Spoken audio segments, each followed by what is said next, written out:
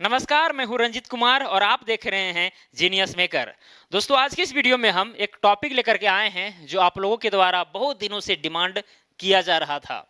Topic ये है जमीन खरीदते समय आवश्यक कागजातों की जांच।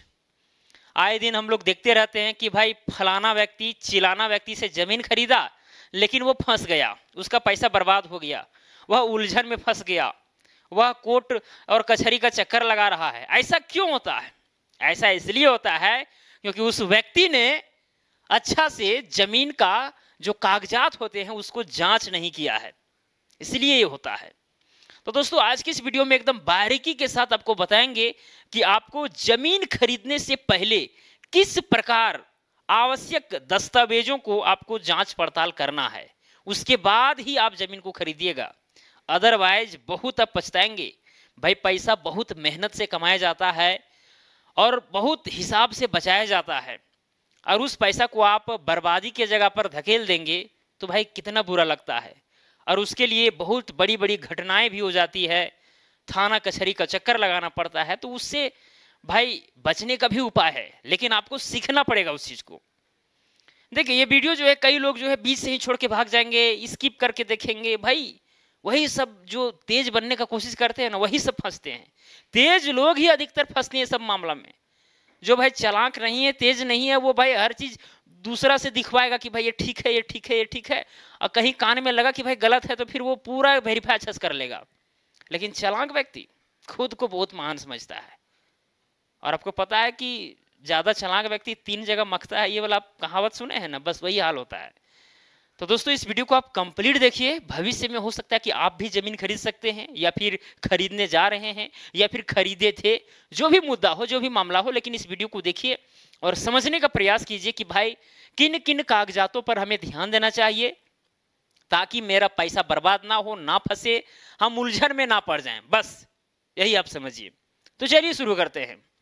दोस्तों, सबसे पहली बात तो आपको यह ध्यान में रखना होगा कि गैर मजरूवा जमीन, चाहे गैर मजरूवा आम जमीन हो, या गैर मजरूवा खास जमीन हो, या खास महल वाला जमीन हो, या फिर भूमिदान वाला जमीन हो, या फिर पट्टा वाला जमीन हो, या कोई सरकारी जमीन हो, ये सब जमीन को ना खरीदें, क्योंकि इसका रजिस्ट्री होगा नहीं, आपके नाम से नामांतरण होगा नहीं। तो फिर खरीदने से क्या फायदा? हो सकता है कि कुछ कुछ क्षेत्रों में इसकी छूट हो, अलग बात है, लेकिन अगर हम पूरा रियलिटी देखें, सामान्यता देखें, तो भाई ये सब जमीन का नामांतरण नहीं होता है। आप इसका रजिस्ट्री नहीं करवा सकते हैं, दाखिल खारिज नहीं करवा सकते हैं, राइट पूरा पूरी नहीं ले सकते हैं। तो ये सब जमीन में नहीं पड़ना है।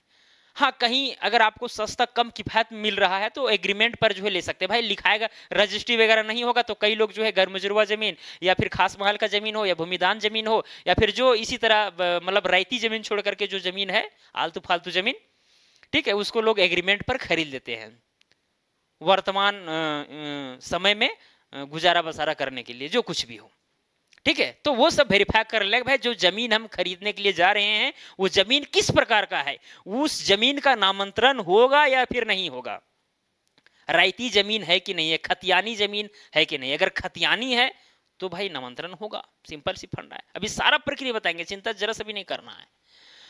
तो दोस्तों समझिए कि आप हैं क्रेता, यानी कि खरीदने वाले, बायर हैं आप, और कोई सेलर होगा, कोई बेचने वाला होगा। तो भाई उसके साथ आप क्या क्या मांगेंगे, क्या क्या उससे लेंगे। ठीक है, अगर आप सेलर हैं, दूसरा कोई बायर है, तो जो जो मांगेगा भाई उसके हिसाब से आप दीजिएगा, वो अलग चीज है। ठीक है, वो उसका जितना दिमाग हो उस तरह हिसाब से मांगेगा, आप देते जाइएगा। ठीक है, अब ऐसा नहीं कि ओरिजिनल ओरिजिनल चीज दे दीजिएगा। लेकिन अभी हम एग्जाम्पल लेंगे कि आप बायर हैं, आप खरीदने वाला है और किसी से जमीन खरीदने के लिए जा रहे हैं। ठीक है, आपको पता है कि वो जमीन रैयती है, खतियानी जमीन है, या फिर डीड वाला जमीन है, क्या वाला जमीन, यानी वो किसी से खरीदा था, उसके नाम से हो गया था, लेकिन वो अब जरूरी उसका हो गया तो वही बेच रहा है, ऐसा भी होता है। ठीक है, यदि आपको पता चल गया कि हाँ जमीन का नामांतरण मेरे नाम से हो सकता है, क्लियर। अब भाई नामांतरण हो सकता है वहां तक तो ठीक है, वो कह दिया, आप मान लिए। लेकिन अब वेरीफाई करने की बात आती है, जो आवश्यक कागजात हैं उसकी जांच करने की बात आती है। सबसे पहला काम कि जिस व्यक्ति से आप जमीन खरीद रहे हैं उसका आधार कार्ड, सबसे पहले आधार कार्ड जरूर लें। ठीक है, सबसे पहला काम आधार कार्ड। या फिर वोटर आईडी कार्ड या फिर पासपोर्ट या फिर जो कुछ मतलब जो आईडी हो उसका, जो व्यक्ति बेच रहा है जमीन उसका, इसका फोटो कॉपी आपको लेना है। ओरिजिनल तो देगा नहीं, ओरिजिनल कैसे आप ले लीजिएगा, ठीक है, इसका फोटो कॉपी देगा। आप इसका ऑनलाइन वेरिफिकेशन भी करवा सकते हैं, जो कुछ भी, ठीक है। अब मान के चलिए कि जो जमीन बेचा जा रहा है वो जमीन खतियानी जमीन है। खतियानी जमीन, देखिए जमीन दो तरह से बिकेगा, एक खतियानी वाली जमीन बिकेगा और कोई व्यक्ति खरीदा था, उसके पास केवाला है, डीड है, दाखिल खारिज कराए हुए है, वो बेच रहा है, ठीक है। तो यहां पर एग्जांपल हम दे रहे हैं कि भाई खतियानी जमीन है, खतियानी जमीन। खतियानी जमीन समझ जाइएगा, तो फिर केवाला वाला जमीन अपने आप समझ जाइए, कोई बड़ी बात थोड़ी ना है, लगभग सेम प्रक्रिया है, बस केवल यहां पर केवाला है तो वहां पर डीड रहेगा, केवाला मतलब यहां पर खतियान है तो वहां पर केवाला रहेगा, बस यही फर्क होगा। बाकी बात सब चीजें तो भाई उसको तो करना ही होगा, फिर वंशावली वगैरह वहां पर उतना जरूरी नहीं होता है। खैर चलिए, अब दोस्तों सबसे पहला काम, उससे आप आईडी ले लिए, जैसे कि आधार कार्ड हो गया। दूसरा चीज, जो उसका खतियान है, भाई जो जमीन बेच रहा है, भाई कौन सा जमीन बेच रहा है, उसका खतियान का फोटोकॉपी आप पहले लीजिए उससे, खतियान का फोटोकॉपी। तो ये दूसरा नंबर में क्या है, खतियान। ये बहुत ही इंपॉर्टेंट दस्तावेज है खतियान, ROR, राइट ऑफ रिकॉर्ड, ठीक है। यानी लैंड का जो मेन रिकॉर्ड होता है वो खतियान होता है बेसिकली, क्लियर।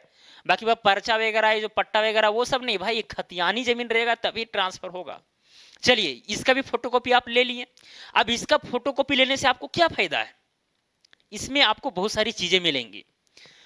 जो जमीन आप खरीदने के लिए जा रहे हैं, भाई कौन सा प्लॉट है उससे पूछ लीजिए कि भाई कौन सा प्लॉट आप बेच रहे हैं, प्लॉट नंबर बताइए, तो प्लॉट नंबर वगैरह बता देगा, तो वो प्लॉट नंबर वहां पर मिल जाएगा आपको, ठीक है। क्या क्या मिलेगा, प्लॉट नंबर मिल जाएगा, कहां चला गया रेड जी, प्लॉट नंबर मिलेगा, खाता नंबर आपको मिलेगा, भाई किसके ये जो प्लॉट है किसके किसके नाम से है वो चीज मिल जाएगा, रकबा क्या है यानी कि क्षेत्रफल क्या है वो मिल जाएगा, जमीन का प्रकार क्या है, सारा चीज आपको इस खतियान से मिल जाएगा, ठीक है।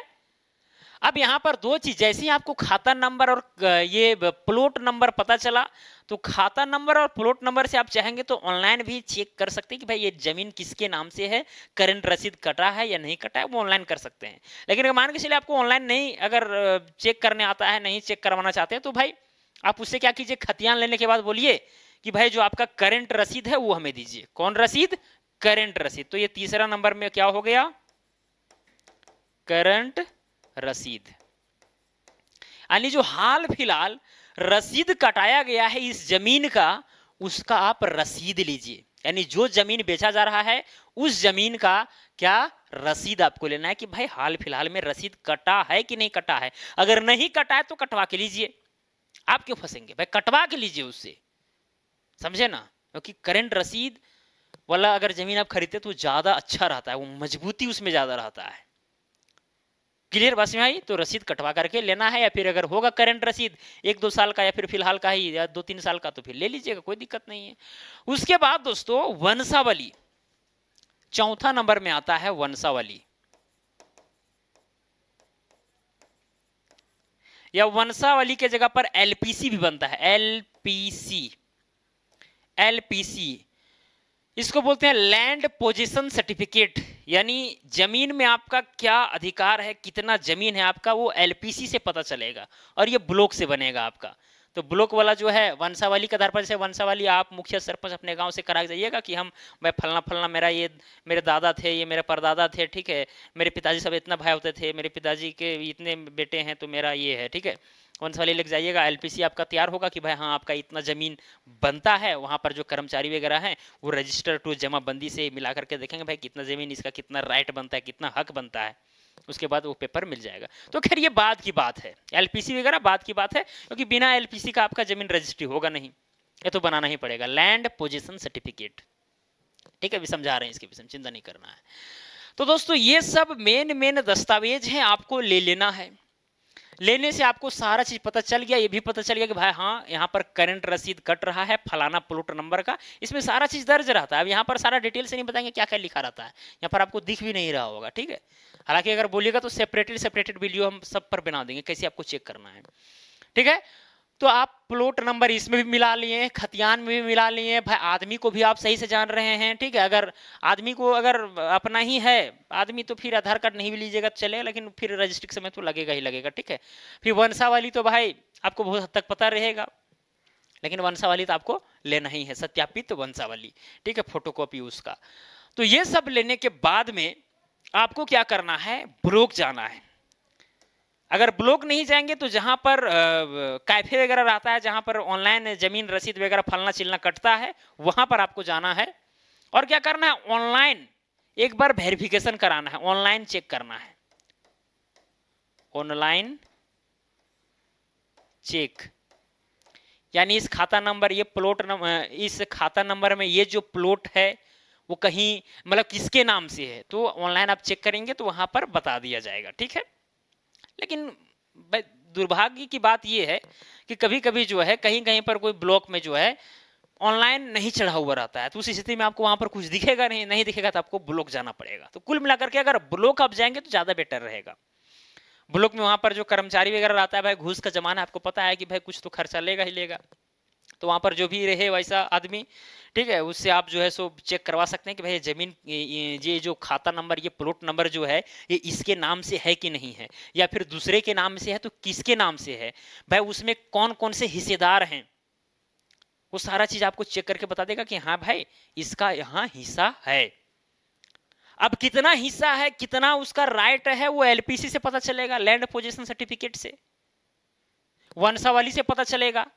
भाई ऐसा थोड़ी ना है कि ये जो खतियान है, जो जमीन बेच रहा है उसी के नाम से होगा, हो सकता है कि उसके दादा के पिताजी के नाम से खतियान हो, तो फिर वो चीज वंशावली से पता चलेगा कि भाई जिसके नाम से खतियान है उसके कितने बेटे थे, फिर उसके कितने बेटे थे हर बेटे के, फिर हर बेटे के कितने बेटे थे। इस तरह करके यहाँ पर आप कहां पर आ रहे हैं और आपका कितना राइट बनता है, कितना पोजीशन, उतने ही ना बेचिएगा,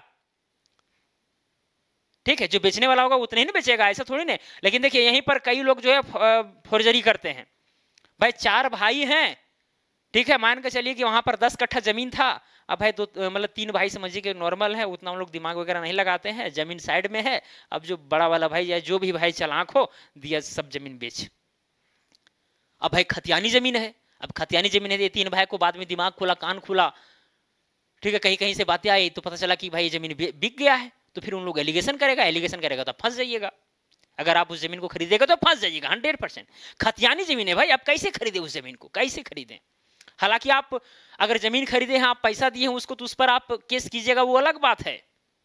लेकिन भाई खतियानी जमीन को एक ही आदमी पूरा बेच दे, ये संभव नहीं है। अगर बेचता है तो बाद में दिक्कत होगा, एलिगेशन अगर हिस्सेदार लगाता है तो फिर आप फंस जाइएगा।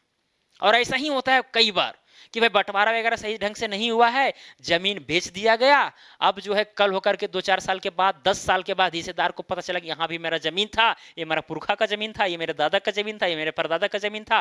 वहां वंशावली से पता चल रहा है भाई एक्चुअल में जमीन था। अब तो आप फंसे खतियानी जमीन में फंसिएगा।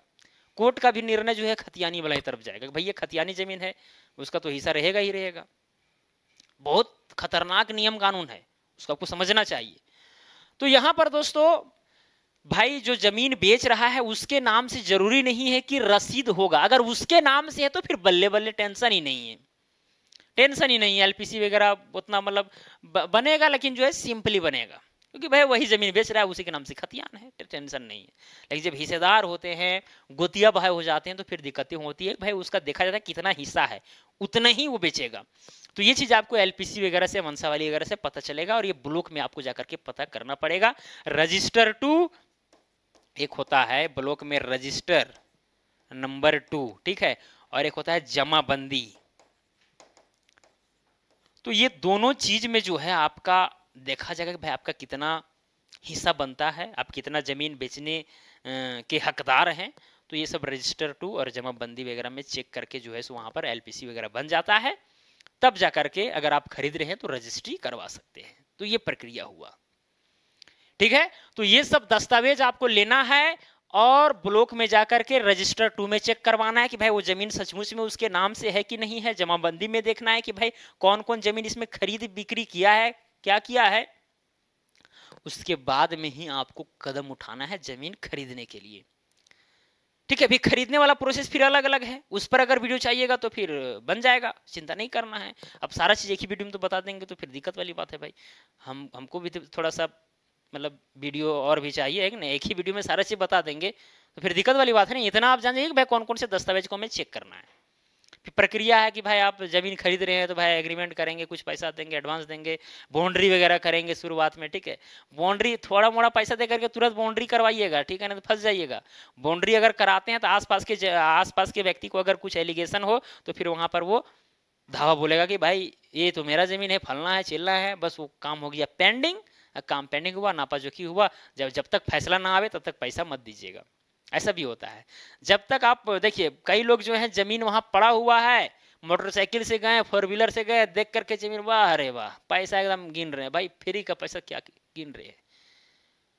और 5 साल के बाद बाउंड्री करने गए, पता चला कि भाई वो जमीन किसी और ने भी लिया था। समस्या है। इसीलिए जिसमें आप जमीन खरीद रहे हैं, बाउंड्री वगैरह चिन्हित वगैरह या फिर फाउंडेशन वगैरह वहां पर काट दीजिए, ज्यादा बेटर रहेगा, ठीक है। बाकी बात भाई रजिस्ट्री करवाइए, दाखिल खारिज करवाइए, हो गया आपका राइट। आपका राइट हो गया, जमीन पर आपका अधिकार हो गया, ठीक है, कोई दिक्कत। अब दोस्तों बात आती है तो खतियानी वाला हो गया सिलसिला।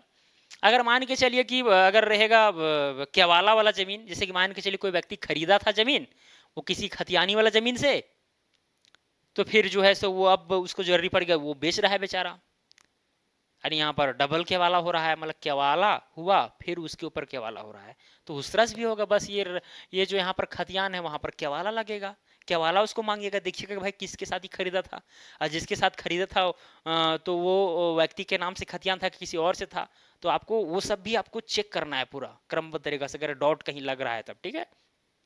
बाकी बात रसीद कटाया कि नहीं कटाया है, मोटेशन कराया था कि नहीं कराया था, तो ये सब भी आपको रसीद वगैरह मांगना है, आधार कार्ड वगैरह या वंशावली वगैरह मांग करके काम चलाना है। क्योंकि भाई जो जमीन खरीदा गया है हो सकता है कि उसका बेटा बेटी बेच रहा हो, तो फिर उस जगह पर वंशावली चाहिए ना।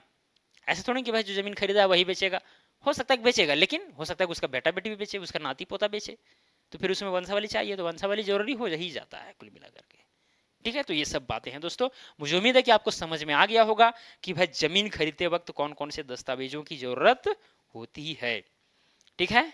मुझे उम्मीद है कि आपको समझ में आ गया होगा। और ये बेसिकली देखिए बिहार, झारखंड, यूपी, ये सब उड़ीसा वगैरह, ये सब जो है ना, वही सब में ये सब जो है आपको खतियान, आधार कार्ड, करंट रसीद, ये सब फलना चिलना जो है आपको बहुत अच्छा ढंग से समझ में आता होगा। हो सकता होगा दूसरे राज्य में थोड़ा कुछ अलग अलग चीजें हों, हो सकता है, ठीक है। इसके लिए मैं क्षमा चाहता हूँ अगर आप दूसरे राज्य से देख रहे हैं और ये सब वहाँ पर ना हो, खतियान वगैरह दूसरा चीज़ हो, ठीक है, उसको दूसरा चीज़ बोलते हैं, फर्द, आर ऐसा ऐसा भी बोलते हैं उसको, करेक्ट आइए। लेकिन जमीन का जो मेन पेपर होता है उसको देखिएगा ना भाई, अब उसको वेरिफिकेशन करवाइएगा ना, बस यही सिंपल सी फंडा है, और अच्छा से वेरिफिकेशन करवाइएगा। और जमीन खरीद रहे हैं तो तुरंत बाउंड्री वगैरह करवाइएगा। चलिए खैर हटाइए, आज के लिए इतना ही, हम मिलेंगे अगला वीडियो में दोस्तों, धन्यवाद।